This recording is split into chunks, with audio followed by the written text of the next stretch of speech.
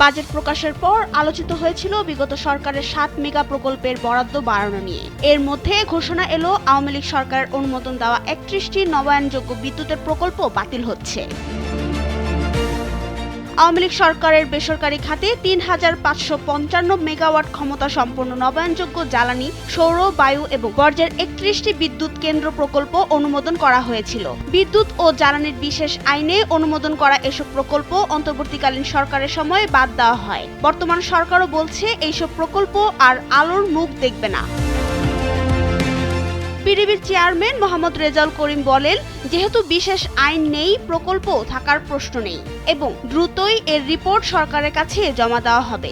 সরকার প্রথমে এই প্রকল্পগুলো নিয়ে ইতিবাচক থাকলেও পরবর্তীতে সিদ্ধান্তে পরিবর্তন আনে। জানা গেছে, ওই ৩১ প্রকল্প বাতিলের আদেশ অবৈধ ঘোষণা করতে সংশ্লিষ্ট সব কোম্পানি হাইকোর্টে রিট করে রেখেছে। সেগুলোর আইনগত প্রক্রিয়া এখনো চলছে।